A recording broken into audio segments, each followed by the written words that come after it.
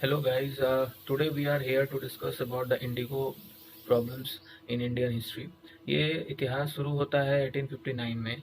1859 में क्या हुआ कि European planters forcefully Indigo peasants को फोर्स करने लगे कि तुमको इंडिगो ग्रो करना है।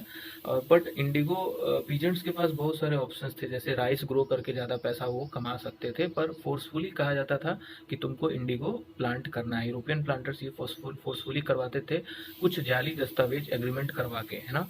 तो लोन भी देते थे वो लोग, लेकिन लोन देने के बाद वो लोग इलीगल ड्यूज मांगते लगते थे कुछ, पीजेंट्स तो उस समय के पढ़े लिखे नहीं थे और इन लोग फोर्सफुली वो करवाते थे। पुलिस और कोर्ट उस समय की इन्हीं लोग के साथ थी। तो ये प्रॉब्लम्स हुआ करते थे, डराया धमकाया जाता था कि तुमको इंडिगो ग्रो करना है। ये 1859 का जो हिस्ट्री है, उस वक्त का जो इंडिगो प्रॉब्लम है, वो हम लोग अभी डिस्कस कर रहे हैं कि कैसे डराया धमकाया जाता था। कुछ एग्जांपल्स के तौर पे आपको बता दूं कि सीजर ऑफ कैटल, मतलब कि उनके जो गाय भैंस है उसको छुड़ा लिया गया, सीज कर लिया गया। दूसरा प्रॉब्लम कि वीमेन और चिल्ड्रन पे अटैक, औरतों और बच्चों पे अटैक किया जाता था। तीसरा किडनैपिंग करवाया जा रहा है।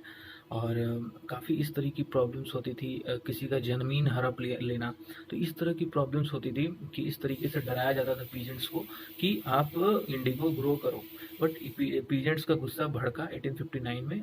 दिगंबर बिस्वास, विष्णु विश्वास नादिया जिले के उस वक्त, तो इन लोगों के नेतृत्व में पीजेंट्स ने रिवोल्ट किया और धीरे धीरे उन लोगों ने लड़ाई लड़ी, फिजिकली लड़ाई लड़ी, लीगल मशीनरी का भी यूज किया। तो काफ़ी लड़ाई लड़ी गई।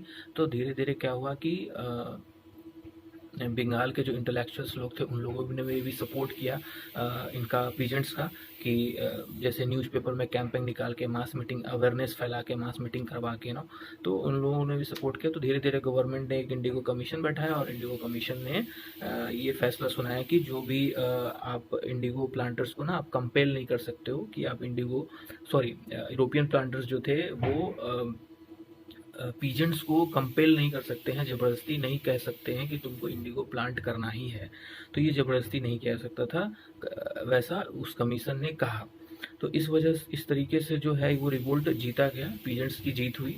और 1859 ये 1860 तक ये रिवोल्ट समाप्त हो गया। तो ये इंडिगो की जो फर्स्ट प्रॉब्लम्स थी, मेजर प्रॉब्लम थी, ये आपका बंगाल वाले एरिया में आया था, तो वो प्रॉब्लम ये सॉल्व हो गई ना।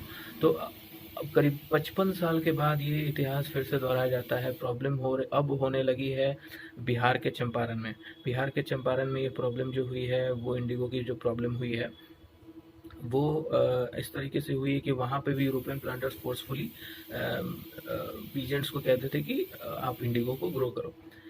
बिसाइड्स उनके पास बहुत सारे ऑप्शंस थे कि राइस ग्रो कर लो और भी कुछ ग्रो कर लो कि ज़्यादा पैसा आ जाए, लेकिन फोर्सफुली कहा जाता था तीन कटिया सिस्टम के अनुसार। तीन कटिया सिस्टम उस समय लागू किया गया। तीन कटिया सिस्टम के अनुसार ये कहा गया कि आपको 3/20 पार्ट ऑफ टोटल लैंड में आपको ग्रो करना है, मतलब 20, अगर 20 में से 3 पार्ट जो है उसमें आपको इंडिगो ग्रो करना है, ऐसा सिस्टम क्रिएट किया गया।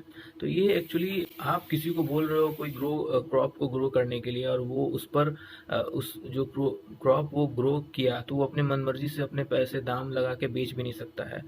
और आप उससे खरीद के उसको फोर्सफुली, पीजेंट्स को आप फोर्स करके और उससे खरीद के कम दाम पे, और आप इंटरनेशनल मार्केट में ज़्यादा दाम पे बेच रहे हो, ये तो सरासर ऑपरेस किया जाना है। मतलब ये तो एक फिर अन्याय हो रहा था। तो राजकुमार शुक्ला नाम के एक व्यक्ति थे जो गांधी जी को काफ़ी दिनों से फॉलो कर रहे थे, उनके हर मीटिंग्स में जाते थे। एक की डेट एक फिक्स कर लीजिए, आइए आप चंपारण बिहार में और प्रॉब्लम्स को देखिए कि प्रॉब्लम है क्या। तो गांधी जी अंततः मान गए और वो कुछ लीडर्स के साथ, जैसे राजेंद्र प्रसाद जी थे, और आपका नरहरि पारिक जी थे, और आपके अनुग्रह नारायण सिन्हा थे, और भी बहुत सारे मेजर लीडर्स चंपारण बिहार में आए। और उन लोगों ने देखा कि इस रियली में इट्स वेरी सीवियर प्रॉब्लम, बहुत बड़ा अन्याय हो रहा है। और वहाँ की अथॉरिटीज़ ने गांधी जी को बोला कि आप चले जाइए, बिकॉज गांधी जी का इन्फ्लुएंस था और वो लोग जानते थे कि अगर गांधी जी मूवमेंट को शुरू करेंगे तो फिर प्रॉब्लम्स जो है वो तो बाहर निकल के आ जाएंगी और आंदोलन बड़ा हो जाएगा, तो फिर दिक्कत हो जाएगी। तो उन लोगों ने धीरे धीरे गांधी जी को एंट्री दे दी और गांधी जी ने एक इंक्वायरी कमेटी बैठाने का मांग किया और गवर्नमेंट ने तैयार भी हो गई। तो इंक्वायरी कमेटी के मेंबर गांधी जी भी थे, और गांधी जी फाइनली अपने रिसर्च से अथॉरिटीज़ को कन्विंस कर लिए कि ये जो प्रॉब्लम है इंडिगो का चंपारण में, ये एक्चुअली ठीक नहीं है, जो सिस्टम है ठीक नहीं है। इसमें कि ऑप्रेस किया जा रहा है पीजेंट्स को, पीजेंट्स के हक में ये सिस्टम नहीं है। तो गवर्नमेंट भी मान गई कि हाँ रियली में ये प्रॉब्लम जो है यूरोपियन प्लांटर्स जो जिन्होंने क्रिएट करी हुई है ये प्रॉब्लम सिस्टम, ये ठीक नहीं है, it's not favourable to peasants so finally कि एक रिजल्ट निकल के आया कि जो इलीगल तरीके से यूरोपियन प्लांटर्स ने पीजेंट से पैसे हड़पे हैं इंडिगो के नाम पे, तो उस पैसों में से 25% पैसा कंपेंसेशन के रूप में पीजेंट्स को दिया जाएगा। और इस तरीके से गांधी जी अपना फर्स्ट बैटल जीत गए civil disobedience movement, first civil disobedience movement of India Gandhi ji का वो जीत लिया गया गांधी जी के द्वारा। वो का जो इतिहास है, इसमें जो दूसरा जो मेजर प्रॉब्लम्स हुआ वो सॉल्व हो गया। तो thanks for watching this video.